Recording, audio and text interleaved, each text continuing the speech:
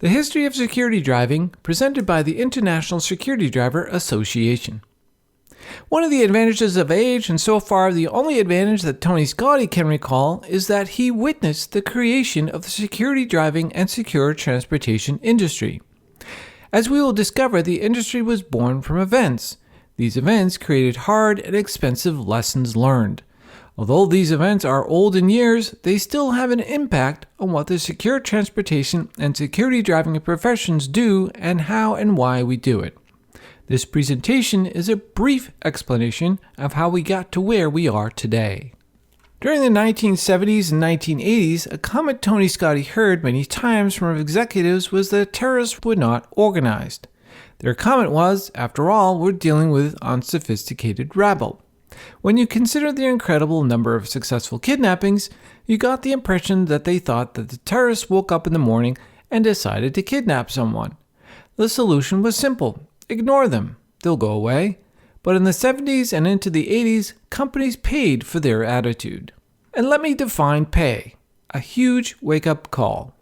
These are the ransom amounts in dollars paid during that time frame. Corporations realized they needed to do something and do it quickly. As we will find out, it cost companies more than money. In December 1980, Clifford Bevens was kidnapped in Guatemala while working for Goodyear. Tragically, Mr. Bevens was shot and killed during a rescue attempt in August of 1981. Mrs. Bevens filed a wrongful death suit against Goodyear and received a $1.25 million settlement. What was interesting about the case is that both Mrs. Bevens and Goodyear asked the court to seal the record. The Wall Street Journal quoted Goodyear's opinion. It was and remains Goodyear's opinion that making the settlement public would serve to encourage terrorists the refusal to meet their demands and would only result in demands in the United States courts by survivors. Further publicizing a settlement, whether large or small, would have established a price on your employees. The Gustavo Curtis case was what can be considered the tipping point in the protection industry. Although the ransom paid was small compared to others, the aftermath of the kidnapping became the problem. This is the background of the Curtis scenario. Mr. Curtis was head of Beatrice Foods Company subsidiary and was kidnapped in Bogota, Colombia. He was held captive for 8 months while his company negotiated his release. They tried to get a discount for the amount the terrorists initially asked. Believing that Curtis or his wife were involved in the kidnapping, his employer, the Beatrice Foods Company, refused to pay the demanded $5 million ransom. After a lie detector cleared Mrs. Curtis, the company paid $430,000 in ransom to secure Curtis's release. This is the tipping point. A year later, on March 25, 1978, the Curtises filed suit in federal court in New York, asking $185 million in damages from Beatrice Foods on the grounds that the company had not done enough to protect Curtis or to effect his release. The court decided that Beatrice Foods offered Mr. Curtis training and all the security he needed. He simply did not take it. From that court decision, corporations and executives realized from this case that they need to offer and the employee needs to participate in training that mitigates the risk. The second tipping point case was the $14.2 million that Exxon paid in ransom for a kidnapping of Victor Samuelson, a manager of the then Esso in Argentina in 1974. The ransom, which is believed to be the highest ever paid for a kidnapping victim at that time, consisted of $10 million in cash and $4.2 million in food, medicine, and other aid to victims of recent floods in Argentina. A stockholder sued Exxon for not doing their due diligence.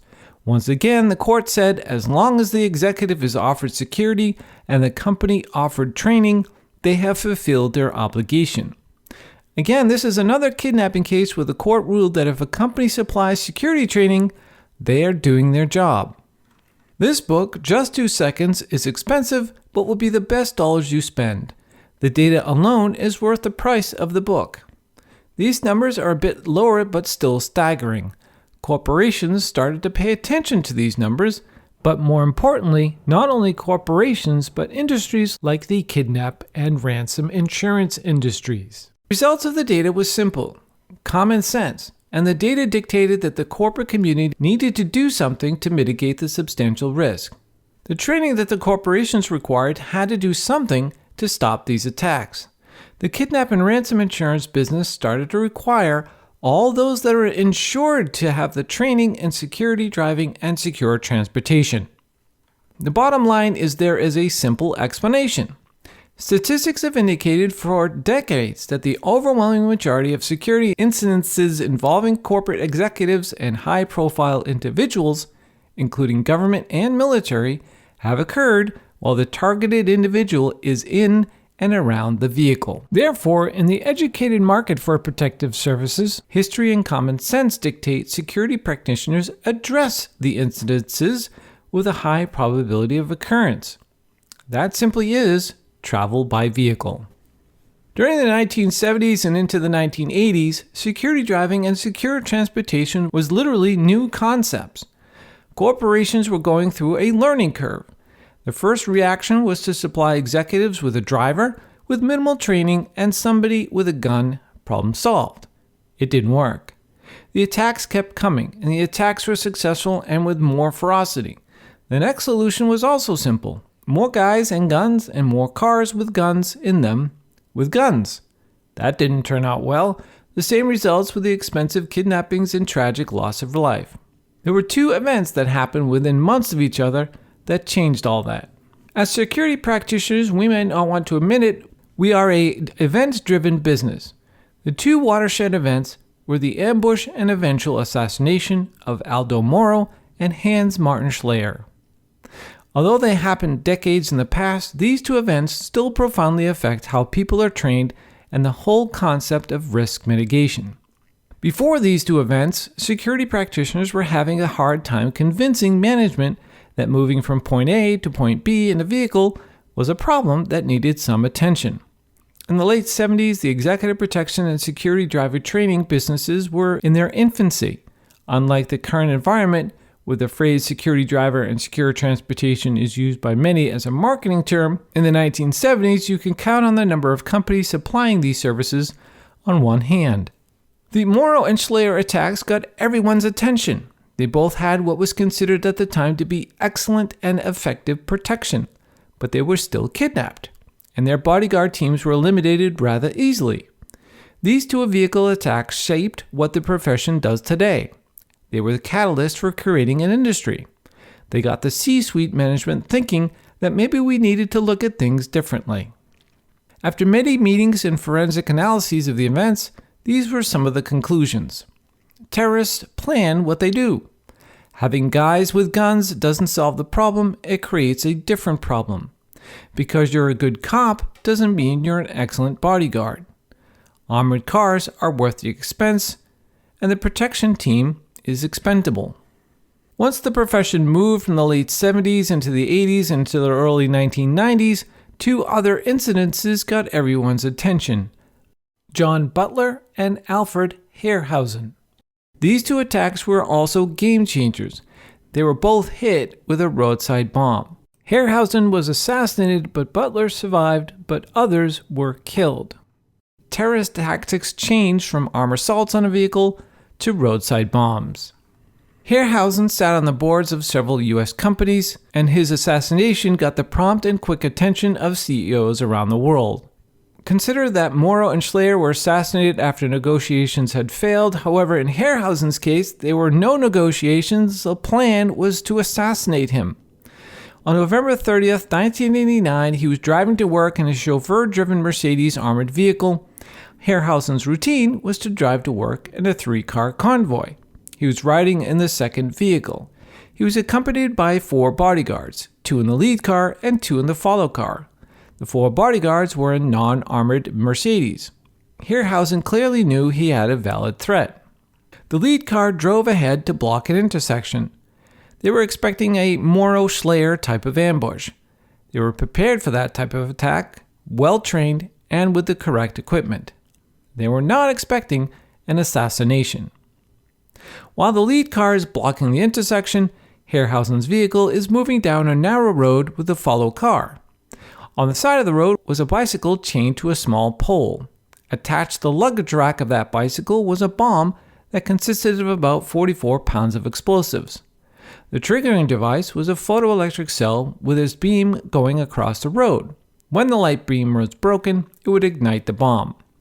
The photocell had two switches, one operated by an RAF member standing nearby, and the switch operated by the photoelectric switch. The purpose of the second switch operated by the RAF member was to ensure that the bomb would be detonated as Herrhausen's vehicle drove by, and not by the lead car or any other vehicle that happened to drive by. Herrhausen brought into focus the need for a highly organized and trained surveillance detection program.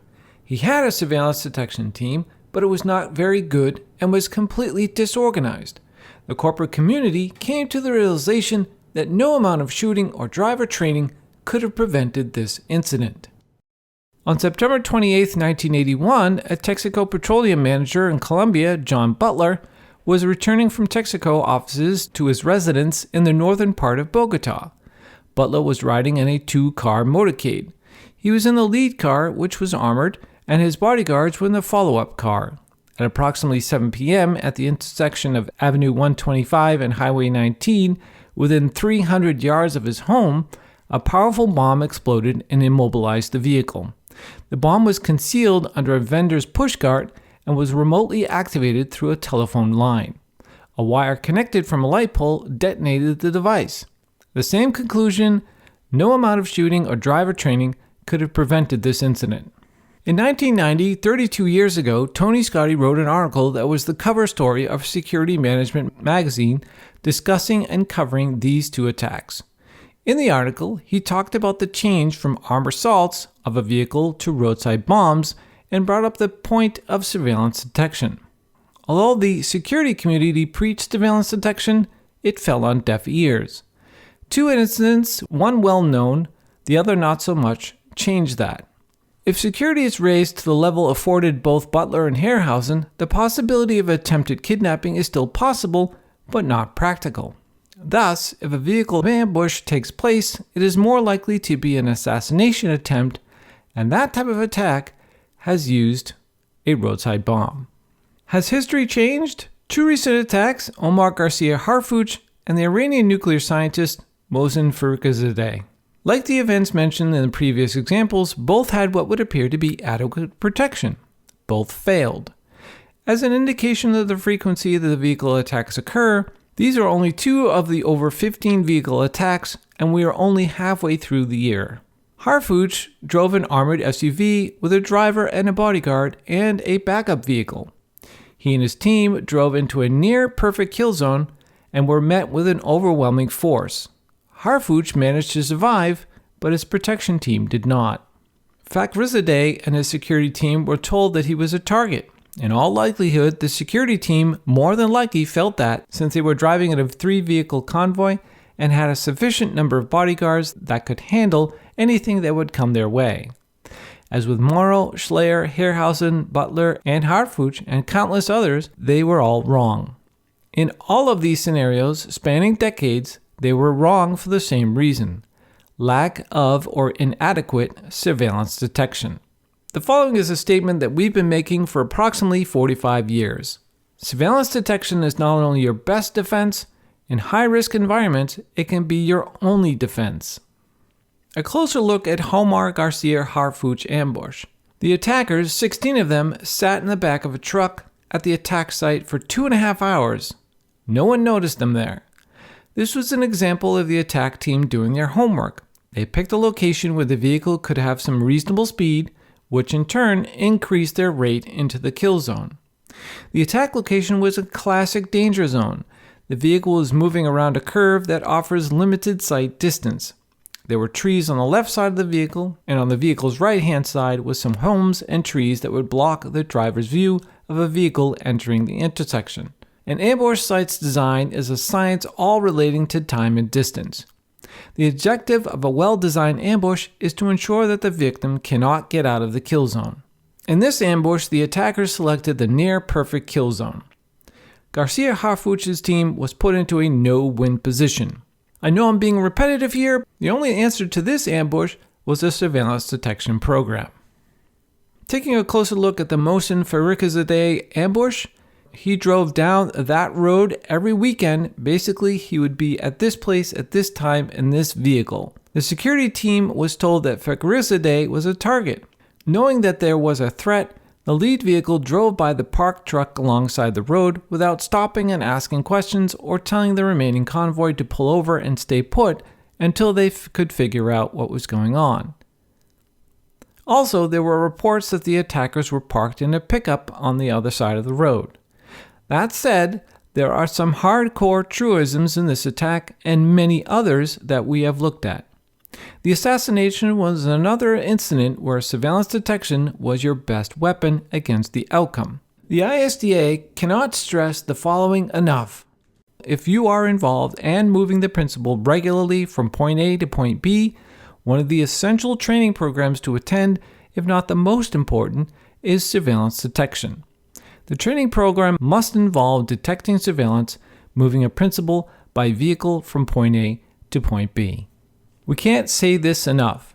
This assassination points out what we have been saying for decades. Surveillance detection is not just another method. In many scenarios, surveillance detection is not only the best protection, but it may also be the only protection. Takeaways from the history of security driving. Surveillance detection is critical. The most important issue is surveillance detection. In all of the attacks we covered, it is apparent that surveillance of the target and the route driven played a critical role in the attack planning process. That is why it has become essential for security providers to learn how, when, and where an attacker is likely to conduct surveillance and plan, manage, and conduct effective surveillance detection operations. You need the right tools for the job. You need to have the right equipment. In our world, that usually means a vehicle that can do the job. In a high-risk environment, doing the job is defined as an armored vehicle that will stop whatever rounds it is going to shoot at you.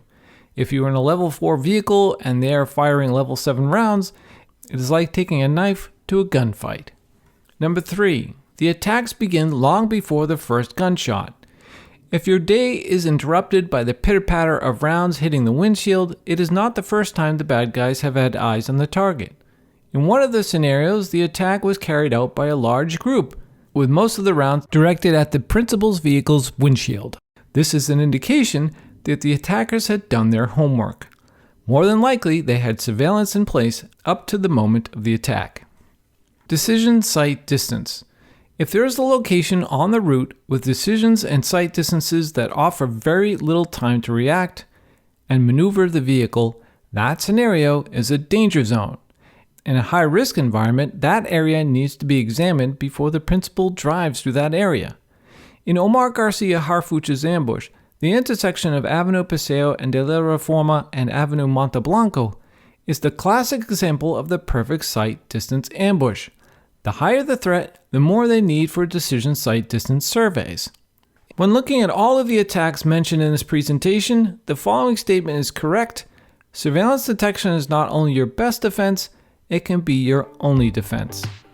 Thank you for watching the International Security Driver Association's presentation on the history of security driving. If you are interested in learning more on these topics, please consider becoming a member of the ISDA.